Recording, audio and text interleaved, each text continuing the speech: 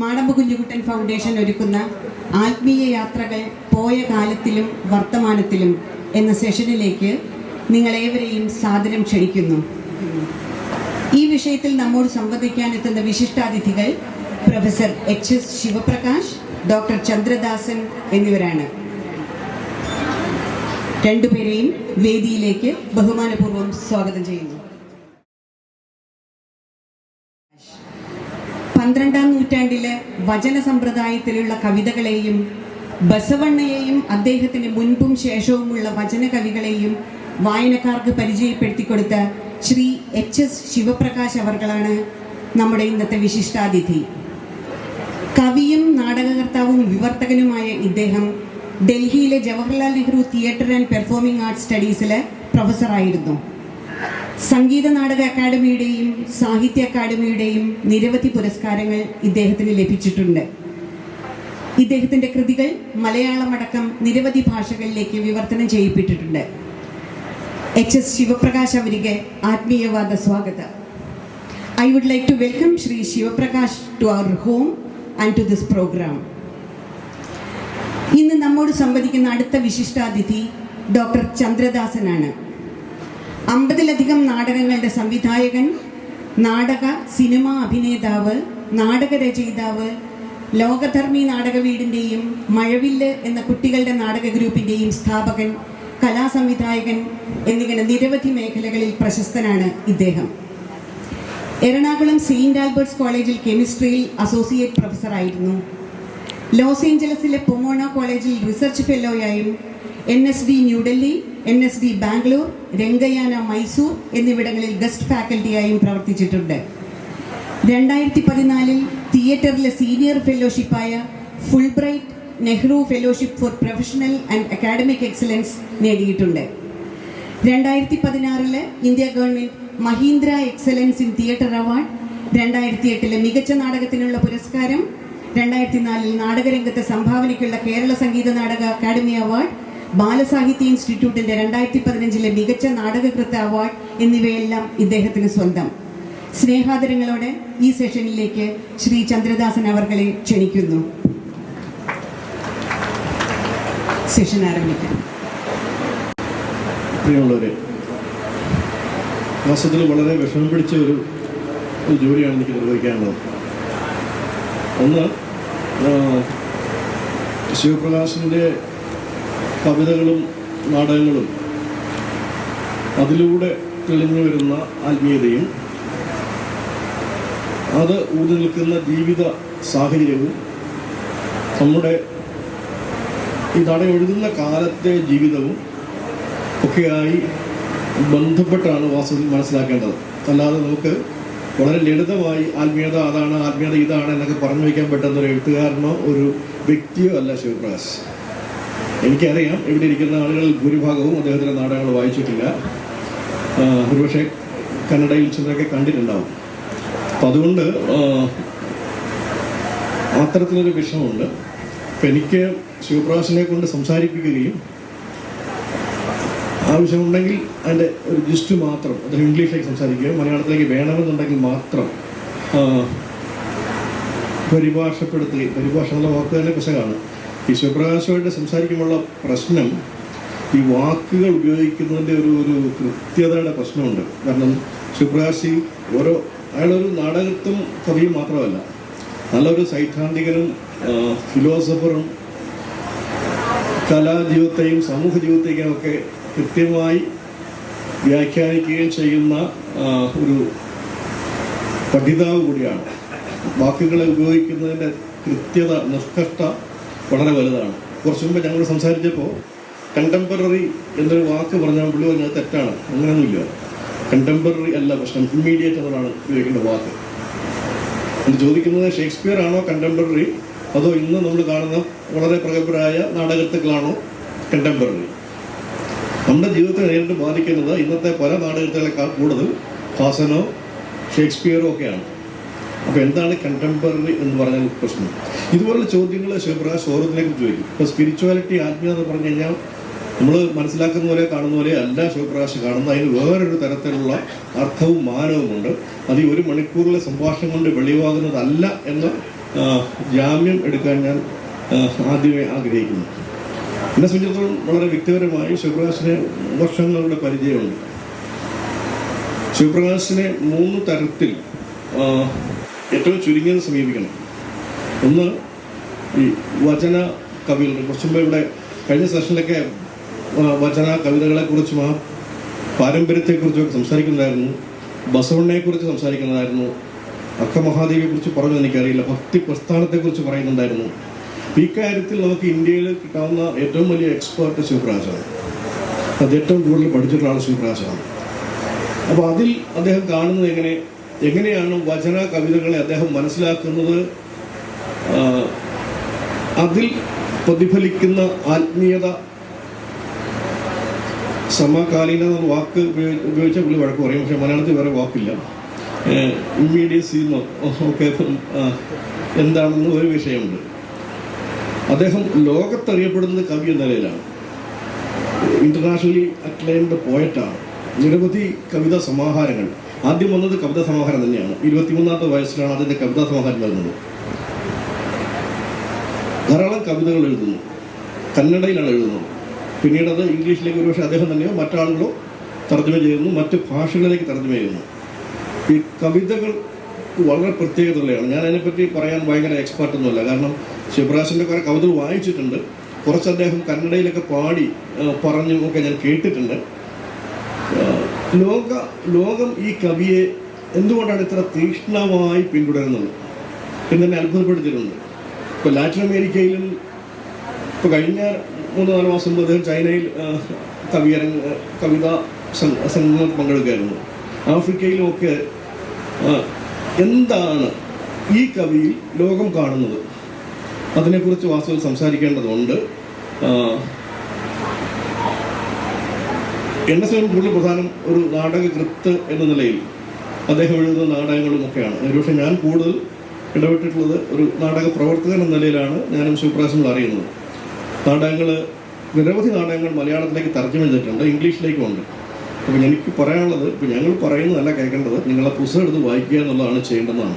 അപ്പോൾ അതിലേക്കുള്ള ഒരു പ്രേരണയാകാൻ ഈ സെഷനിൽ കഴിഞ്ഞാൽ വളരെ സന്തോഷമെന്നേ പറയുന്നുള്ളൂ. Shivaprakash, you don't need a translation of what I said. No, he can understand Malayalam up to an extent. So we are happy to speak about it. The topic of discussion, the 3 points: കല, ജീവിതം, ആത്മീയത. ഇത് തമ്മിലുള്ള പാരസ്പര്യം എങ്ങനെയാണ്? ഇതാണ് പ്രശ്നം. ഈ പാരസ്പര്യം എവിടെ നിന്നാണ് വരുന്നത്? ആത്മീയം എന്ന് പറഞ്ഞു കഴിഞ്ഞാൽ അതിന് നിത്യജീവിതവുമായി ബന്ധമില്ലാത്തൊരു ഏർപ്പാടാണോ? സാമൂഹ്യ യാഥാർത്ഥ്യങ്ങളുമായി, ഇന്ന് കാണുന്ന രാഷ്ട്രീയ സാമൂഹ്യ അവസ്ഥകളുമായി നാട്ടിൽ നടക്കുന്ന സോക്കോൾഡ് ആത്മീയത, അതും യഥാർത്ഥ ആത്മീയതയും തമ്മിൽ എവിടെയാണത് ബന്ധപ്പെട്ട് കിടക്കുന്നത്? ആത്മീയതയെ ജീവിതം നിർണ്ണയിക്കുന്നത് എങ്ങനെയാണ്? ഇപ്പോൾ ബസവണ്ണയെക്കുറിച്ച് പറഞ്ഞാൽ, ബസവണ്ണയുടെ കാലത്തുള്ള ഒരു ബസവണ്ണയുണ്ട്, ചരിത്രത്തിലുള്ള. ബസവണ്ണയെക്കുറിച്ചിട്ടുള്ള മിത്തുകളുണ്ട്. ബസവണ്ണ അങ്ങനെയായിരുന്നു ഇങ്ങനെയായിട്ടുള്ള മിത്തുകളുണ്ട്. ബസവണ്ണയെക്കുറിച്ചുള്ള നാടകങ്ങളുണ്ട്. ഇന്ന് ബസവണ്ണയുടെ പൂർണ്ണകായ പ്രതിമ കഴിഞ്ഞ വർഷം 50 വർഷമായിട്ട് ലണ്ടനിൽ കൊണ്ട മോദി ഉദ്ഘാടനം ചെയ്തു. ഇന്നത്തെ കൊണ്ടൊരു വൈരുദ്ധ്യങ്ങളുണ്ട്. എന്താണ് ബസവണ്ണ? ഇന്ന് എന്താണ് ബസവണ്ണ? ശിവപ്രകാശ് എന്താണ് ബസവണ്ണ? ബസവണ്ണയെക്കുറിച്ച് 4 നാടകങ്ങൾ കർണാടകത്തിലുണ്ടായിട്ടുണ്ട്. ലങ്കേഷ് സിട്ടണപ്ലി, സംക്രാന്തി, ഗിരീഷ് കർണാട്, തലേദണ്ഡ എന്നുള്ള നാടകം. തലേദണ്ഡ ഗിരീഷ് കർണാടി നാടകമാണ്. ചന്ദ്രശേഖർ കമ്പാർ, ശിവരാത്രി, HS ശിവപ്രകാശ്, മഹാചൈത്ര. കർണാടകത്തിലെ ഒരുപക്ഷെ ഏറ്റവും തലയെടുപ്പുള്ള 4 നാടകകൃത്തുക്കൾ എന്തുകൊണ്ട് ഒരേ വിഷയം നാടകമാക്കുന്നു? എങ്ങനെയാണ് ഈ 4 നാടകങ്ങൾ വിഭിന്നമാകുന്നത്? 4 നാടകവും ബസവണ്ണയെ ചുറ്റിപ്പറ്റിയോ ബസവണ്ണയെ കുറിച്ചോ അല്ലെ ഒക്കെയാണ്. 4 നാടകകൃത്തുക്കൾ ജീവിതത്തെ കാണുന്നത് 4 തരത്തിലായതുകൊണ്ട് 4 തരം ആത്മീയതയാണ് ഈ നാടകങ്ങളുടെ വരുന്നത്. ഇത് വളരെ പ്രധാനപ്പെട്ട ഒരു കാര്യമാണ്. അപ്പോൾ ഈ ആത്മീയത എന്ന് പറഞ്ഞാൽ ഏകശിലാ നിർമ്മിതമായ ഈ ഭാരതീയത എന്നൊക്കെ പറഞ്ഞിങ്ങനെ അടിച്ചേൽപ്പിക്കാവുന്ന ഒരു എന്താ ബലം പിടിച്ച സാധനമാണെന്ന് രൂപം കൊണ്ടുകൊണ്ടിരിക്കുന്ന ഇന്നത്തെ സാമൂഹ്യ രാഷ്ട്രീയ കാലഘട്ടത്തിൽ ശിവപ്രകാശ് എടുക്കുന്ന നിലപാടുകൾ വളരെ പ്രധാനമാണ്. ഇത് ഇന്നും ഇന്നലെ തുടങ്ങിയതല്ല, അദ്ദേഹം ചെയ്തു തുടങ്ങിയ കാലം മുതൽ വന്നതാണ്. അപ്പോൾ ഞാൻ അധികം സംസാരിക്കാതെ നമുക്ക് വിഷയത്തിലേക്ക് പോകാം. സമയം അനുവദിക്കുന്ന നേരം സംസാരിക്കാം. 3 കാര്യങ്ങൾക്കും തുല്യ പ്രാധാന്യം കൊടുക്കണമെന്നുണ്ട്. അദ്ദേഹത്തിൻ്റെ പേര് ശിവപ്രകാശ് എന്നാണ്. അതിനകത്ത് ഇത്രയും അർത്ഥപൂർണമായ നിലയിൽ ഒരാൾക്ക് പേരിടുന്നത് ഞാൻ കണ്ടിട്ടില്ല. ഞാൻ അദ്ദേഹത്തിൻ്റെ അച്ഛൻ എന്താണ് ഈ ശിവപ്രകാശ് എന്ന് പേരിടുന്നത്? പ്രകാശം അദ്ദേഹത്തിൻ്റെ എഴുത്തുകളിലൂടെ ഇങ്ങനെ പരന്നൊഴുകുന്നൊരു സംഗതിയാണ്. പ്രകാശമാണ് ശിവപ്രകാശിൻ്റെ ഏറ്റവും പ്രധാനപ്പെട്ട ഇരിപ്പ് നില. അവിടുന്നാണ് നാടകങ്ങളിലൂടെ എങ്ങനെയാണ് പ്രകാശം മറ്റു ജീവിതങ്ങളിലേക്ക്, അദ്ദേഹത്തിൻ്റെ ജീവിതത്തിലേക്ക് ഇരുട്ട് പോലും പ്രകാശമാകുന്ന അവസ്ഥയാണ് ശിവപ്രകാശം വേണം പറയും. അത് ശിവന്റെ പ്രകാശമാണെന്ന് പറഞ്ഞാൽ എന്താണ് ശിവൻ എന്നുള്ള ചോദ്യം വേറെ അവശേഷിക്കേണ്ടി വരും. പലപ്പോഴും എനിക്ക് തോന്നിയിട്ടുള്ള കാര്യം, ഞാനത് ഇൻസിസ്റ്റ് ചെയ്യല്ല, തോന്നിയിട്ടുള്ള കാര്യം, നമ്മൾ കാണുന്ന ശിവനല്ല ശിവപ്രകാശിൻ്റെ ശിവൻ. പലപ്പോഴും ശിവപ്രകാശ് അന്വേഷിച്ച് പോകുന്നത് വളരെ പ്രൈമലായിട്ടുള്ള, ആദിമമായ, പ്രൈമോഡിയലായിട്ടുള്ള, പ്രിമിറ്റീവ് എന്ന് പറഞ്ഞാൽ തെറ്റായ അർത്ഥം എടുക്കരുത്, സത്തയിലേക്കാണ്. അവിടെയാണ് ഈ ശൈവ സങ്കല്പം ഒരുപക്ഷെ മൂർത്തിരൂപത്തിലുണ്ടാവുക. അപ്പം അവിടെ നിന്ന് ഇതിനെ നമ്മൾ മിത്താക്കുകയും ആ മിത്തിനെ വ്യക്തിപരമാക്കുകയും അതിനെ നമ്മുടെ വ്യക്തിപരമായ ആത്മീയതയാക്കുകയും അതിനെ സമൂഹ ജീവിതത്തിൻ്റെ യാഥാർത്ഥ്യങ്ങളുമായി ബന്ധിപ്പിക്കുകയും അതിലേക്ക് സാഹിത്യത്തെയോ കലയോ നിർമ്മിക്കുകയും ചെയ്യുന്ന ഒരു ജോലിയാണ് എഴുത്തിലും പറച്ചിലും. അത് കവിതയാണെങ്കിലും വർത്തമാനമാണെങ്കിലും നാടകമാണെങ്കിലും ശിവപ്രകാശ് പൊതുവെ ചെയ്തിട്ടുള്ളത്. സോ അതുകൊണ്ട് I would love to ask Shivaprakash to speak about the vachana poetry as he understood it. നമുക്കറിയാം വചന പോയട്രിയെ കുറിച്ച് there are so many things known. Somebody has taken it highly spiritual, religious, all those things. Somebody said it's a rebellion. ഇതൊരു കലഹമാണ്, കലാപമാണ്. ഇവിടെ കുറച്ചും പറയുന്നുണ്ടായിരുന്നു. ഇത് ഭക്തി പ്രസ്ഥാനം 8-ാം നൂറ്റാണ്ടിലും 12-ാം നൂറ്റാണ്ടിലും ഇടയ്ക്ക് ഇന്ത്യ മുഴുവൻ ഉണ്ടായിട്ടുള്ള ഭക്തി എന്ന് പറയുന്ന കാര്യത്തെ സാധാരണ ജനങ്ങളിലേക്ക് ഏറ്റെടുക്കുന്ന, ബ്രാഹ്മണത്തെ നിരസിക്കുന്ന ഒരു വലിയ മൂവ്മെന്റിന്റെ ഭാഗമായിട്ടാണ് അക്കമഹാദേവിയും ബസവണ്ണയും കബീറും ആർക്കെയോ അവരൊക്കെ ഇത് ചെയ്തത് എന്ന് പറയുന്നു. ആ വചന കാലത്തെ കവിതകൾ, അതിൻ്റെ പ്രത്യേകതകൾ, അത് എങ്ങനെയാണ് ഇമ്പോർട്ടൻ്റ്, ശിവപ്രകാശിന് ഇമ്പോർട്ടൻ്റ് ആവുന്നത്, എന്തുകൊണ്ടാണ് അദ്ദേഹത്തെ അട്രാക്ട് ചെയ്യുന്നത് എന്ന കാര്യം പറഞ്ഞുകൊണ്ട് നമുക്ക് ആരംഭിക്കാം. I don't think you don't need a translation of my question.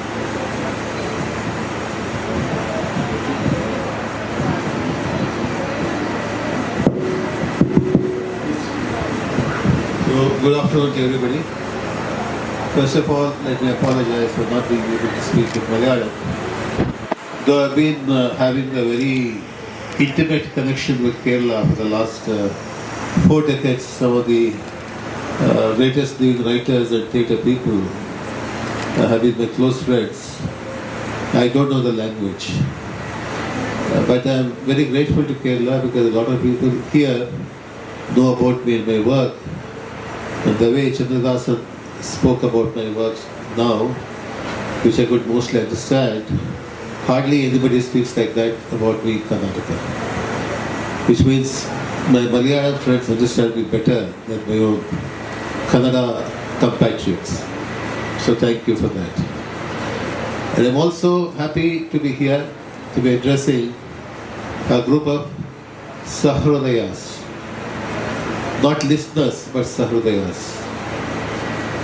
Our ancient Kavya-mimamsa doesn't talk about the reader, though our literary criticism, modern literary criticism, and of course Marxist criticism talks about the reader and the consumer. But for art, the target of art is not the reader or the consumer, it is the Sahrodaya, somebody who is intently open to it. So, small but distinguished audience of Sahrodayas were listening intently in order to absorb what is being said. So happy to be here. And the question that Chandradasan asked, as I could understand, is to sum up my views on Vachana poetry, which I've been studying for the last 5 decades, translating for the last 3 decades, and still continue to translate those texts. Vachana is the nomenclature of the genre of literature which was produced in the 12th century, a huge body of work ascribed to some 250 plus poets from all castes and communities. It was a great efflorescence that happened towards the second half of the 11th century. Of course, a lot of history has been written about it. Most of it is mostly mythology and cock and bull stories. But now my student Manu Devadevan, who is an eminent historian, is writing a book on the life history of Basavarna. I'm sure that he will do justice to the historical dimension of Basavarna's life. So Vachana, to be cut it short, is one of the expressions of Bhakti tradition in India. Vachana, there is also other synonyms of this word in other languages. In Hindi it's called Kabir, Vachan, saying. It's also called Vak. In Kashmir, the composition of Laleshwari, the Shaivite Bhakti poet of Kashmir, is called Vak. Vak means what is said. So Vachana means what is said. The word Vachana also has another meaning which literary critics don't understand. It means making a promise. We talk about somebody being a Vachana Prashta, which means who breaks a promise. So Vachana is a promise that the Vachana poet makes to say that, to tell you that I say what I do and do what I say. Complete identity between walking and talking, word and deed is one of the meanings of the Vachana. That's why they distinguish the genre of Vachana from poetry. They say poetry is something else. Poetry is not your experience. You're imagining it. And it's metaphor. Metaphor is not reality. But Vachana takes the truth by horns and contends with it. So one Vachanakara, Adaya, says all the Puranas are metaphors, all the Shastras are metaphors, Agamas are metaphors, black magic, astrology, all metaphors. All poetry is metaphor, but Vachana is not metaphor. And those who don't understand the truth of Saurashtra Someshwara, Lord Shiva, or like the poets, astrologers, etc., they were born in metaphorically, they live metaphorically. They don't face the truth. Vachana is coming face to face with truth and expressing it in one's words which match one's needs. This is one of the important meanings of the word Vachana. And Vachana, therefore, is one of the... See, Bhakti poetry produces different genres in different languages. For example, in Tamil Nadu, the hymns of Alvas and Nayanmas, Tevaram and Nalaya Divya Pravadnam.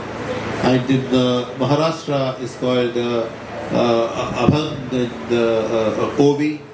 Daneshwar and Namdev popularized the form of Ovi. And Tukaram and Eknath popularized the form of Abhanga. So in Marathi say Ovyacha Gyanoba, Abhangacha Tuka. So Daneshwar is the best for Ovis, Tukaram for Abhangas. So on and so forth. So different genres. But there is something which is trans-regional genre of Bhakti. This is called Vachana, a walk. So Vachana is that. An expression of Bhakti. And now, earlier I used to speak only about Bhakti tradition. These days, I speak about Bhakti hyphenated with Siddha tradition. The North Indian Bhakti scholars talk about Saguna Bhakti and Nirguna Bhakti.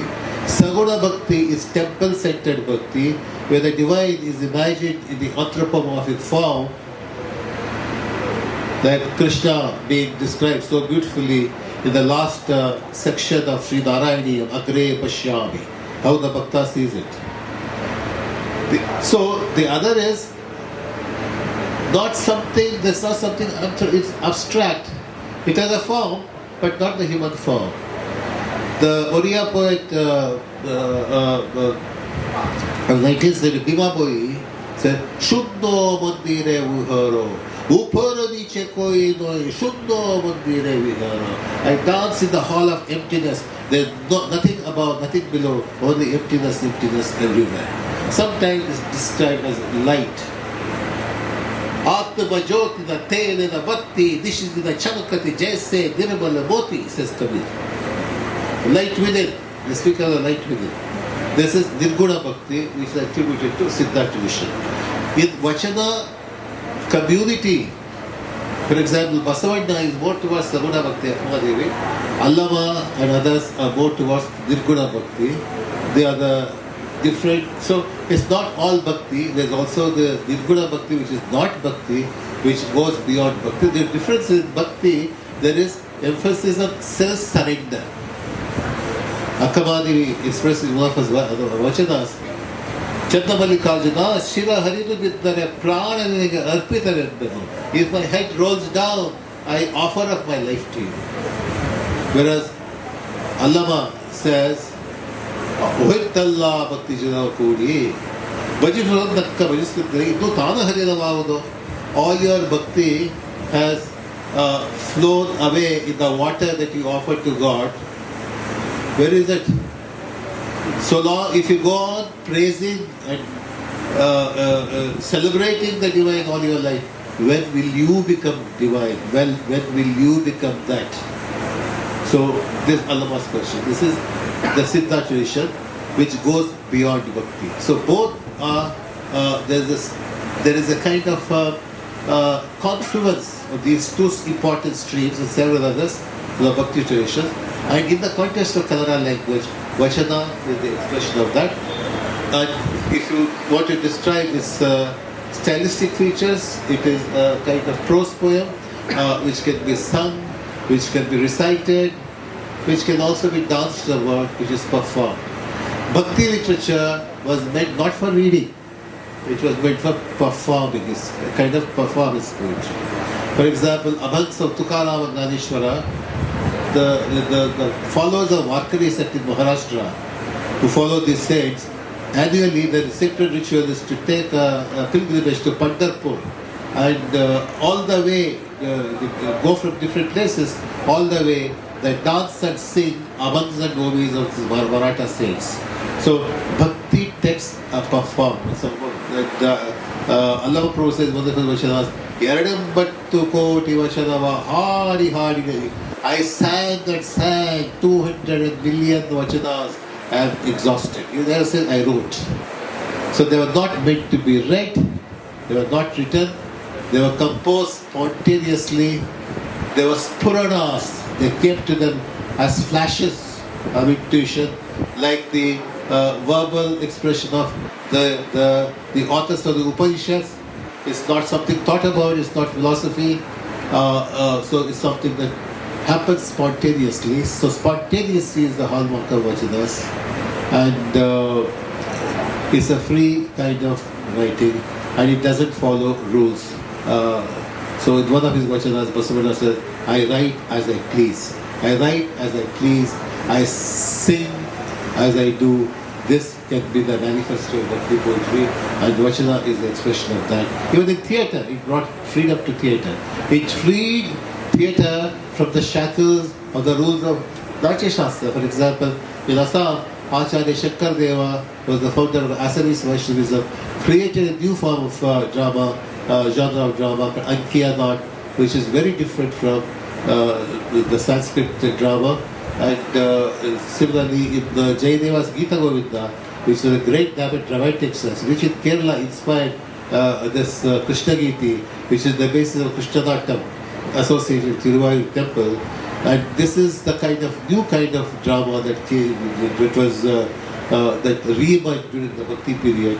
So it freed all art forms from the shackles of traditional rules. So it is the art of spontaneity. തർജ്ജമ ചെയ്തിട്ടുണ്ടോ? വേണ്ട. So thank you, Sir Prakash, for making it clear that there's no distinction between what is said and what is done, and it makes you free. Maybe just like a Sufi poet or Baul singer or the other kind of mystic, spiritual, so people who still live around. Now I ask Sir Prakash, ഈ വചന കവിതകളിൽ നിന്ന് ശിവപ്രകാശിന്റെ കവിതകളിലേക്ക് എങ്ങനെയാണ് transition? How does that transition take place? Vachana, he has written vachanas also. So and also Shivaprakash ഒരു യൂണിവേഴ്സലായിട്ട് നടക്കുന്ന കാര്യങ്ങളെ മനസ്സിലാക്കുന്നവരാണ്. ലോകത്തെമ്പാടുമുള്ള ആധുനികതയെയും ഉത്തരാധുനികതയെയും പാരമ്പര്യത്തെയും ഒക്കെ മനസ്സിലാക്കുന്ന ആളാണ് ശിവപ്രകാശ്. ബുദ്ധിസ്റ്റ് അതുപോലെ സെൻ ബുദ്ധിസ്റ്റ് കവിതകൾ അതൊക്കെ അദ്ദേഹത്തിൻ്റെ ഉള്ളിലേക്ക് കടന്നു കയറുന്നുണ്ട്. ഇതിൻ്റെയൊക്കെ ഒരു വേറെ തരത്തിലുള്ള ഉൽപ്പന്നമാണ് അദ്ദേഹം എഴുതുന്ന കവിതകൾ. So very briefly can you just say one thing, how this Vachana poetry is getting reflected into it, and how that poetry evolved from that first book which you wrote in 23, and a lot of poems which you write even yesterday or day before yesterday. So what about the translations, if we can make briefly? See, I don't write with an agenda. A lot of my contemporaries know what they want to write about, whom they want to write. I don't write like that. The great Hindi poet Tulsidas said, he writes because of Swanta Sukhaya, for his own happiness. I write is an instinct I'm born with. Sometimes it comes out of me, and when I'm bitten by that insect of inspiration, I start writing. In the meantime, I am closely connected to the Vachanas because I was born in the Lingayat community, and in our house we were not reading the Ramayana or Mahabharata or the Srimad Bhagavad Gita or Bhagavata. We were reading only Vachana texts. This is our religious literature. So I was brought up reading and listening to these texts. And later I became a Marxist, anti-religion and so on. I still am that to some extent.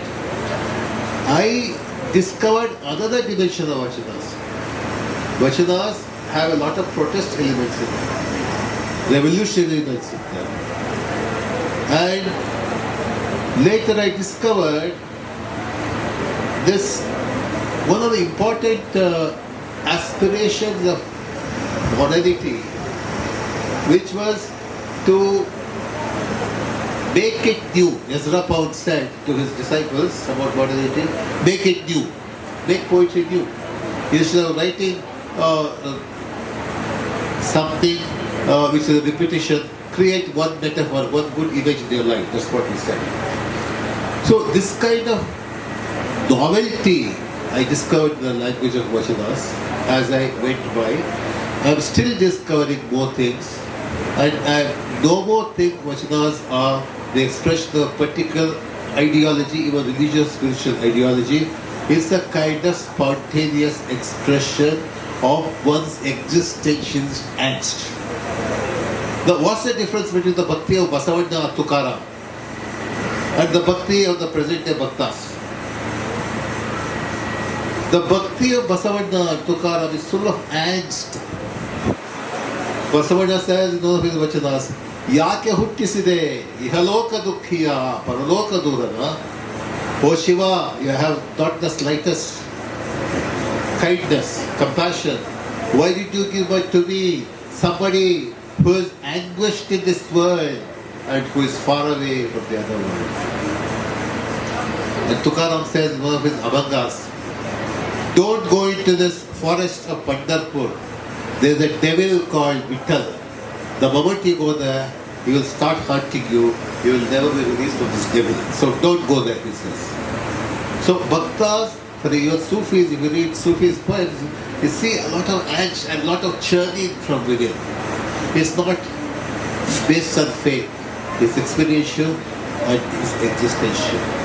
So this aspect of Vachanas I discovered, and this brings Vachanas close to the springs of poetry and art, because true art is also spontaneous. It transcends the conditions which create it. I know there is a very popular way of looking at art and literature inherited from Marxism, the base structure and superstructure theory.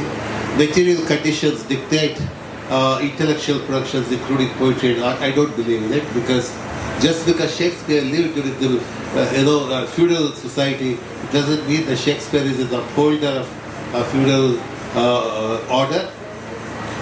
Even when he tries to do it consciously, his creativity transcends that. It's called subtext in criticism. So, art is defined in that sense. It talks about the felt experience, lived experience, not the given experience. I discovered this element in Vachanas, and I'm still discovering new things every day. The more I delve into it, the more I get out of it. And I also discover similar things in the core texts of Vachanas, texts similar to Vachanas, like Bhakti texts from other languages, Marathi, Hindi, Rajasthani, and of course Zen Buddhism, Tibetan Buddhism, and so on and so forth the world over. Because this aspiration to create and appreciate art, though it can take a million local aspects and forms, it is universal. So on the one hand it's universal, at the same time it's also regionally and linguistically particular. Okay, as he has said two things. One, be it. Don't go to that place of devil which is known as the temple. So I think Basavana in the poem has said that, don't build the temples, be the temple. Your mind and your body is the temple. And you be the temple, not build a temple. That's what Basavana was advising his people around. But even, I don't know what the Lingayat community is supposed to be initiated, or was one of the reasons of coming it. Does it now? We don't know about it. I don't know about it. So there are conflicts and issues. The second one is said about the universalization, personalization. And I am to ask, so when you go to say Cuba, or when you go to other countries, and when you read poetry there, what does that poetry mean for them? Why and what they are seeing in your poetry? One thing is that he said two things. One is highly regional. Whatever Shivaprakash writes is highly regional, Kannada, but it's Indian, it's universal. So how to make this magic of making the specifically regional, personal experiences into a universal experience where a Latin American or African or a Chinese can resonate back. So how you think about it, what they are looking for you, and why you are being invited again and again. So they want to hear you again and again. See, the thing is, our great poets, in my tradition, in any tradition, do write for the community, but not only for the community, write for the whole world. Akkamadevi, they speak not only to the community, not only to human beings, even to plants and trees. A lot of folk poetry and bhakti poetry is talking to plants and trees and birds and so on. Akkamadevi says, Eresankurave, Mamarave, Bedadingade, Kogile. You foliages and trees, you mango branches, you moonlight, you swarms of bees. I am asking all of you one question: where is my Chandramalika? And Kumaravyasa, the author of Kannada Mahabharata, he says he lived in a small village called near Dharwad, Kodivada, small village, and he says, "Piriya heluve Krishna katheyanu iliya janaru meಚ್ಚುವಂತದಿ." I am retelling the story of Krishna to please all the wise people of the world. He is not just writing for the inhabitants of his village or the speakers of language, the whole world. So this is our tradition. So since childhood, I have also been trying to imbibe a lot of other cultures, the folk tales of different countries and the poems of different countries and so on. For some reason, at some point of my life, I came upon Latin American poetry, not so much Latin American fiction, but poetry. I was fascinated by it. I started interacting, though I don't know Spanish and Portuguese, the languages in which these poetry is written. So I wanted to see these countries. And I spent a lot of money doing that because one ticket cost not less than 1.5 lakh if you want to buy the economy ticket. And it's very difficult for a dissident like me to get government funding. So I buy my own tickets anyway, it's okay. There are many writers in India who don't travel unless the government pays their money. I am not one of them. So I go there.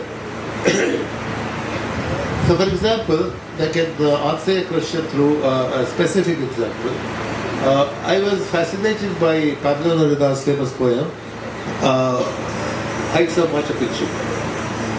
It's a hymn to this monument of Machu Picchu in Peru, and how the slaves built this beautiful city and how they suffered. And the poem is the invocation of the working class people, the artisans which build up the society, and it says, how you suffered, show me all your anguish, come back, and so on.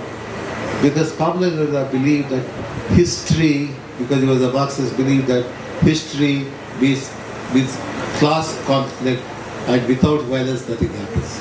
He says, who can save his life without a sword and a gun in this world? He says one of his poems. I too believed in it for a long time. That's why I like that poem so much. But when I went to Peru, for some reason I could go to Machu Picchu, but somebody said go to the older city site called Caral, which is 500 years older than Machu Picchu. And there's something stunning about Caral. Because the cities like Machu Picchu, which were built in the second millennium of history, they're built on the basis of violence. Before building up the city, they sacrifice a young virgin and build up a pyramid, and that becomes the center of that city site. Whereas in Caral, there was not a single sign of human sacrifice, there was not a single sign of any kind of violence, there were no weapons.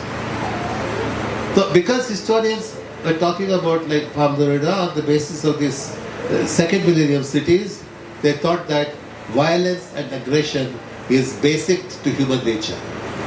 But the example of Caral proved that this happened only during the historical period. It's not biological but historical. So I wrote a poem on the city of Caral, contrasting my view with that of Pablo Neruda, which was translated into Spanish by a poet friend from Argentina, Rubio Rubet, who passed away recently, published in a journal. And when I go to Latin American countries like Costa Rica, Cuba and other places, I get the translation of Spanish translation of this poem read. And these people say that this poem, my poem about Caral, is closer to their heart than Pablo Neruda's Heights of Machu Picchu. So this is something that comes out of empathy. When you empathize with your own culture, you also learn to empathize with other cultures. That's why we should understand our cultures, also understand other cultures. You have to be regional, region specific, at the same time you have to be universal. which concept of universality I know has become a suspect word in present day context. Yeah, the post-structuralists have made it a very popular word. But I'm going against the grain when I say that universal is inescapable for a genuine artist or a genuine connoisseur of art. Okay, from whatever he has said, I would love to take the discussion to his place also. So one thing about what he said is that empathize with life around. It's not just in human form. It can be the trees, the leaves of grass, the moonlight, the river, the water, etc., which gets repeated and reflected in many of his plays where he writes. I remember the play Madhuhenu, which I directed in Canada. He wanted me to direct the play, the first show of the text. And he gave immense freedom to do whatever you want to do with it. And before being published. And I did what Madhuhenu is for me. I'm a different person from a different background, of course with a different outlook to life and the people around. So that has been reflected. But after seeing the play, he rewrote certain scenes and included what I've been trying to do when he published the text. So what I was to ask about or to suggest, he said 2-3 things. One, he was born in a family of a scholarly family. He grew up studying literature. He was in Bangalore, teaching in colleges, and then he migrated to Delhi. JNU, Sahitya Academy, and Sachidanandan, etc. was his close friends and colleagues there.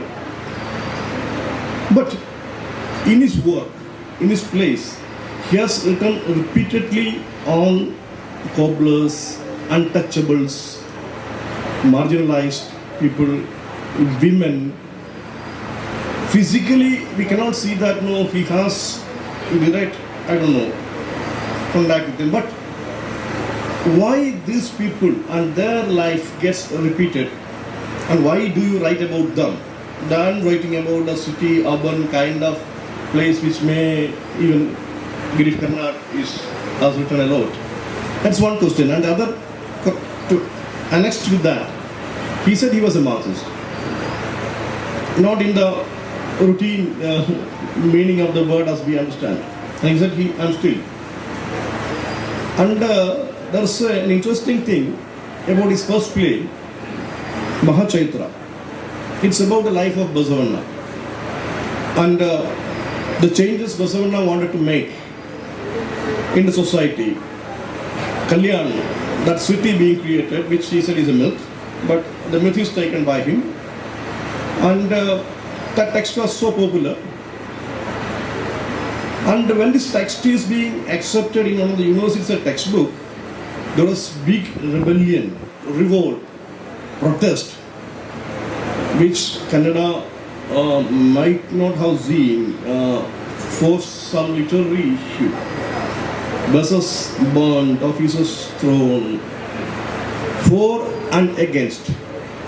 Somebody was for the play to be kept. And interestingly, it was the leftist people, the Dalit movements, the so-called people from the marginalized, they want it to be there. And the so-called other section, the Brahmins and the Lingayats, were agitating against. So it's a very interesting thing. He writes on spiritual leader, he writes about the spirituality which wanted to be there, which has been criticized or attacked by the so-called spiritual people, but the other opposite group, the leftists and the non-spiritual people wanted it to be there, not for political reasons. It's not for a political agenda. It happened in the 80s, not these days. So it's an interesting thing. And what do you think about that? And one more question to add. He has written, that is first play, I think. He has told me that he has written the last play these days, and it's known as Maya Nataka. It's about Krishna. So, can you, in a large quantum jump, go from what was the play Mahachaitra, and jump to the latest play Maya Nataka?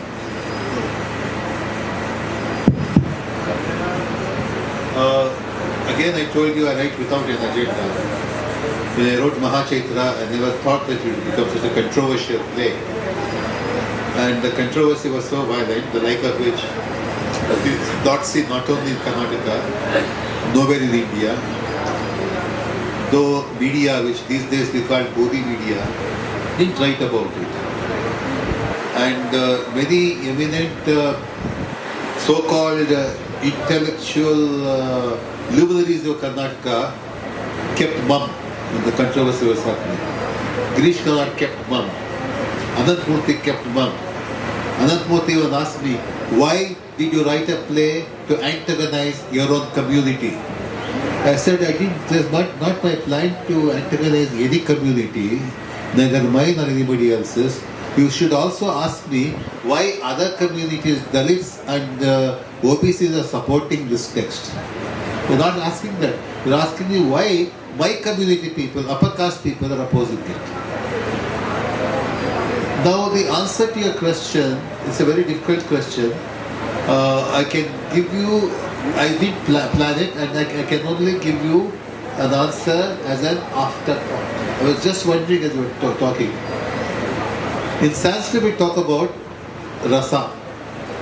I still believe that rasa is the essence of art and theatre.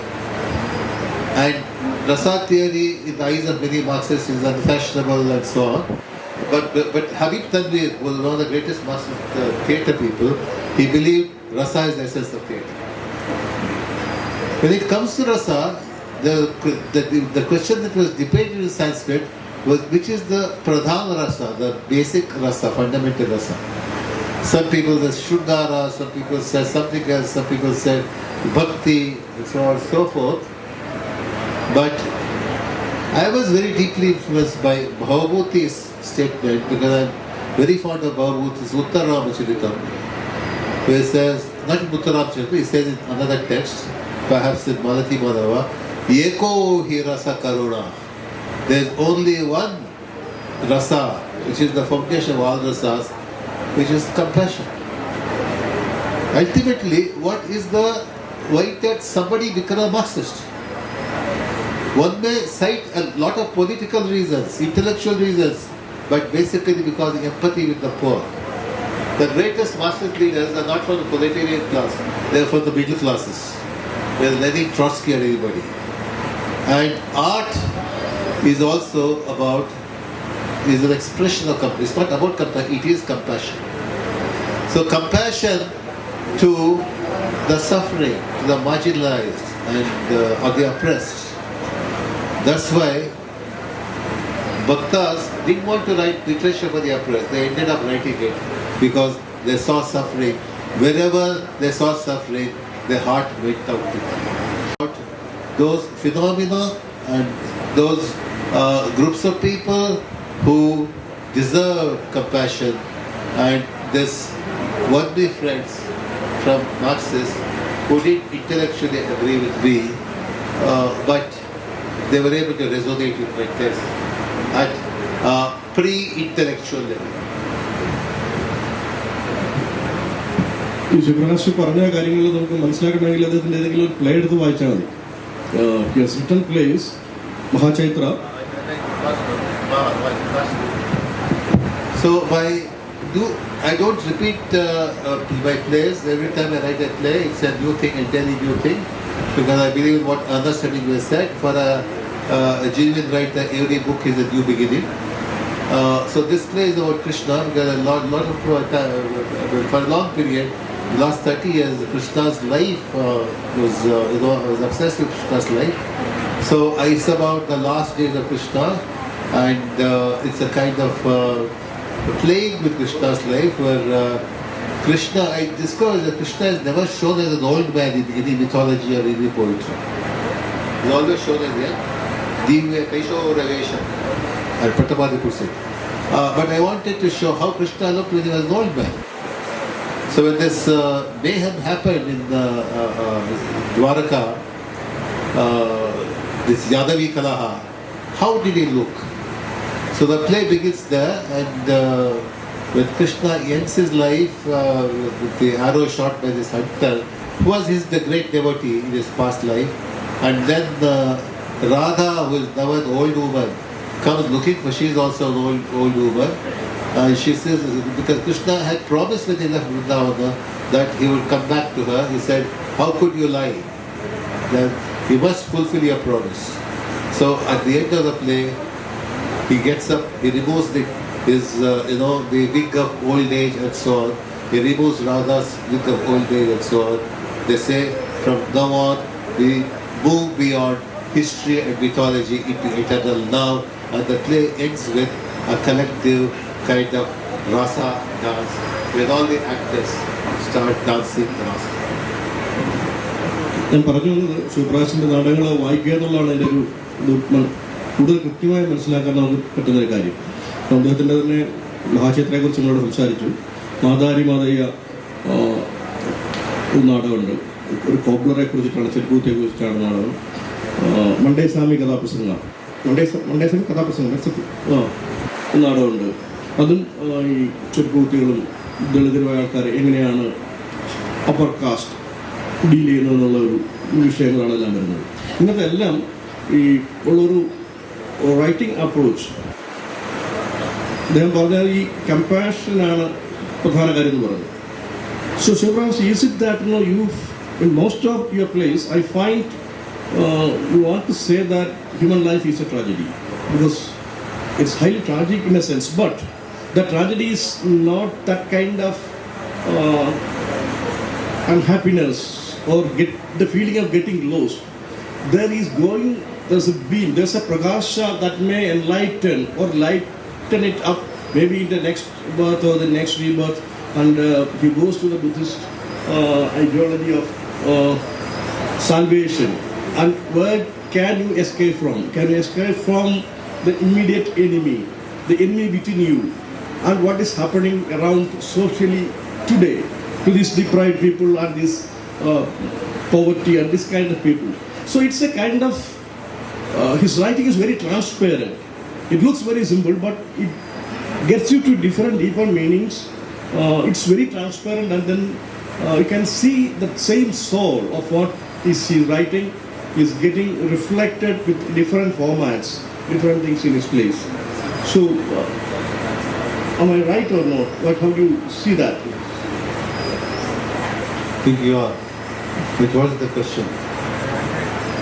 You can respond to the observation. It's not a question answer session. No. Earlier you were asking questions. No.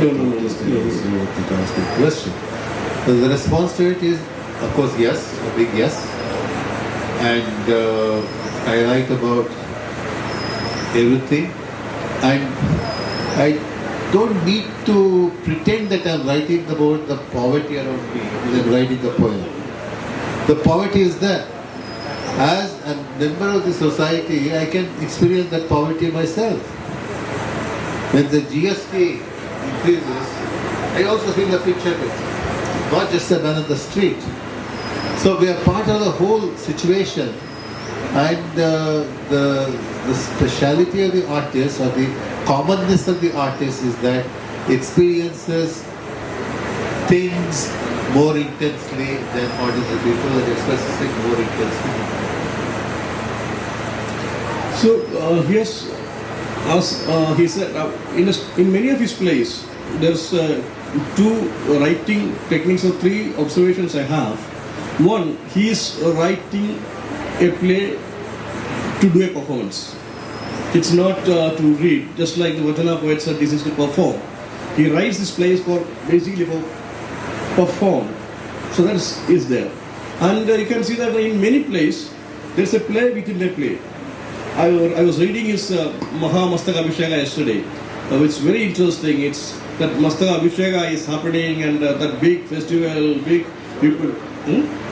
Shravana Belagola, that's happening. People from all over the world come, spend huge amount of monies, and in between there are two people who do not have any, even know that they're newly married, but they don't know what is a honeymoon. So they came to pray, and all these things are reporters are there, and these characters like Devagowda, I think, and what is this, Revanna, Kumaraswamy, all these people are being named, coming and participating and is making statements, etc. So it's about the absurdity of this institutionalized hegemony of religion, spirituality, belief, whatever you call it. So it's a very dangerous situation which he wants. This is one of the places where he is directly saying it. So this is it, kind of, and the TV reporters, all those things. So that writing a play within a play is a structure, and he said the rasa is the essence, etc. But when you look it into the format in which it can be performed, I don't call it folk, it's native. He has used that Sanata performance of Karnataka, Veerashaiva performances, not directly visibly, but is there underlying. So it's a folk, indigenous or native performance heritage which he wanted to, you cannot escape that when you're performing it. But it's a universal, it has to transcend that and make a universal experience to relate to the people who are watching the play right now. And he includes many times the spectators inside. In Mastaka Abhisheka, one interesting line is that we on the stage, the characters are watching what you're performing, and including the eyes of the audience, the spectators, they're also watching. So we together are watching. So sometimes the characters are watching the play and they are watching the play. And other observation we have, his plays have a marvelous kind of mix-up. The tradition of Greek theatre and narrative theatre is there. That intense tragedy which Shakespeare creates. I think Shakespeare is one of his favorite writers. Blood and water, two recurring images flowing in the play, under the purity of the North theatre, the transparent kind of Japanese theatre, and the Buddhism, the poetry of Tagore. All these things get together knowingly or unknowingly in this place, which we cannot escape. So, to translate that thing into a performance, you need some other approach, which his text is demanding, and many of his texts has been performed excellently by different directors and performed all over India. That has happened, as you're right. Maybe that's the last observations which I have. We can't talk any length of time because just taking one play we can talk about it in detail. But I think the constraint of the time is there, and it may be a little meaningless to talk about his plays without somebody who has not read the play or seen the play. So that's also there. So that's the last thing I want to say. You can add whatever you wanted to or whatever I missed. Thank you very much. Share what you want to be. You people who are hearing us, if something, They have any questions? or any observations, it need not be questions, because we are not believing in questioning and answering. Observations, It's attacks. more democratic. Yes. Yes. I see a hand going up there. Please. Please come over here. Hi. So I'd first of all like to apologise for the fact that I also don't speak Malayalam, so I'll ask my question in English. I was interested in what you were talking about earlier on, about particularly in Bhakti, and I believe this is also true of Kabir poetry, this idea that it is about experience, avoiding metaphor to directly address the truth. But I suppose my question is, throughout world traditions, whether we're talking about Bhakti, Sufism, Tibetan Buddhism, Christianity, Gnosticism, etc., we often talk about these archetypes, like the truth, the ultimate, moksha, nirvana, salvation, etc. Do you believe that these archetypes are themselves containing the essence of truth, or do you believe them to be a type of subtle metaphor that is sort of the best we can do with language to address the truth? And if so, do you believe poetry, in essence, this kind of truth poetry is something which can lead people who haven't directly experienced these things to the truth, or do you believe that you need to have experienced this truth directly to appreciate this poetry? I.e., do we reduce these truthful archetypes to metaphor when we haven't had this experience intuitively? Knowingly or unknowingly, art boils down experience to the archetypes. Before Carl Gustav Jung, nobody used the word archetype, though I think William Blake used some word, I forget what exact that word is. Yeats called it great memory, archetypes of racial and great memory, collective unconscious. It's not just art, a lot of other things also deal with this archetypal things. For example, according to Jungian psychiatry, patients who are going through healing, when they come out of the mental disorders, they translate themselves into a metaphor. Either they paint into an archetype. They paint something that's close to an archetype, or they dance out, they do something which reminds them of an archetype. But in art, the archetype is experienced most intensely and communicated intensely. For example, I believe, those Sanskrit scholars have said this, the rasas that Sanskrit poetics talks about are basically archetypes. Archetypes of human consciousness. Okay? And for example, compassion. Nobody can experience the whole of compassion. We can only understand only a little bit of it. As the great Swedish poet Gunnar Nicolai said, there is no star where your head is, between your feet, there is no star where your head is. I've seen only an inch of your loveliness. So even great artists see only a little bit of it, but they see a lot more than others. So they experience and express archetypes, not by conscious planning, but this is part of aesthetic process. They explore, experience, and express and communicate archetypes most powerfully. Thank you. വേറെ ആരെങ്കിലും?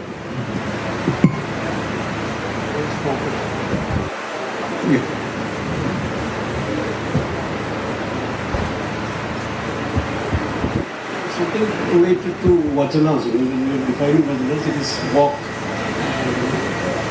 What happens when it is translated?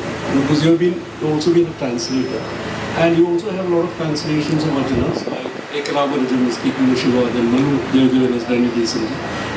So what is happening is, like, are we, through translation, are we losing local nuances, or are we actually compromising on the essential quality of vajana, which is something that is related to a particular culture? And actually, are we translating, the process of translation, is vajana becoming poem, something to read rather than perform or chant or decide? There are translations and translations. And which translation is the best, we can never say. But it all depends on the context and purpose of the translator. For example, Ramanujan's translations have become very popular with English-friendly people. Sachidanand wrote in one of his Indian literary editorials that Ramanujan has set up a model for the translation of medieval literature. I disagree, because Ramanujan attracted his readers because his English was very good. Good English. Other translators would use the original text very well, their English was not so good. So Ramanujan's English is very good, but he has mistranslated so many key words and expressions of the vachanas. For example, one of the important vachanas by Vallabh Prabhu, he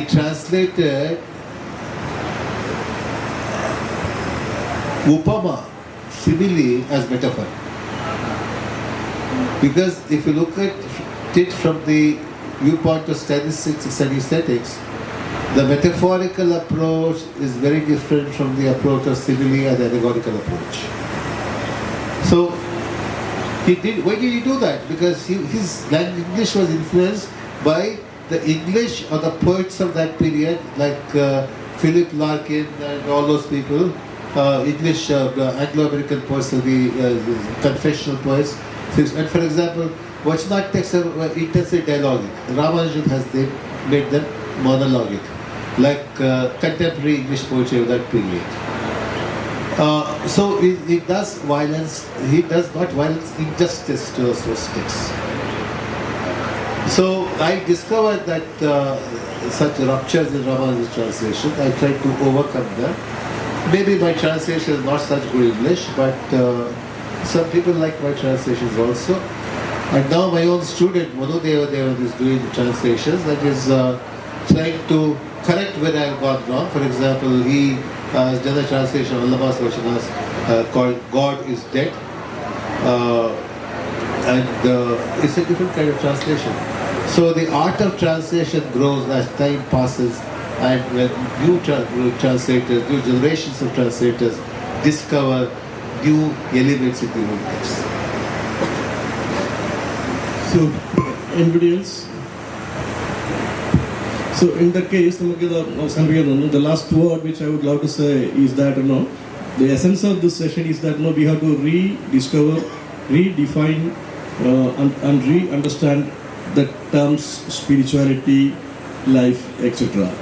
It cannot be the usual kind of religious, that kind of stuff. We have to reinvent what is true spirituality and negotiate with those individually, and that is the essence of what Shiva Prakash is writing and speaking about it. So, and I know that for those people who are being hungry, the spirituality appear as food. So we have to wind up here. Thank you for getting two of us together. It's very nice to talk to Shiva Prakash after a long time. We have been seeing after 2-3 years, I think. Yes. So thank you, Venkati and others in the trust for inviting both of us to this session, and thank you for hearing. Thank you. Thank you so much for the beautiful session. ധന്യവാദಗಳು Shri HS Shivaprakash, doctor Chandradasan. Madampu ഫൗണ്ടേഷന്റെ ഒരു ചെറിയ ഉപഹാര സമർപ്പണമാണ്. ശിവപ്രകാശ്,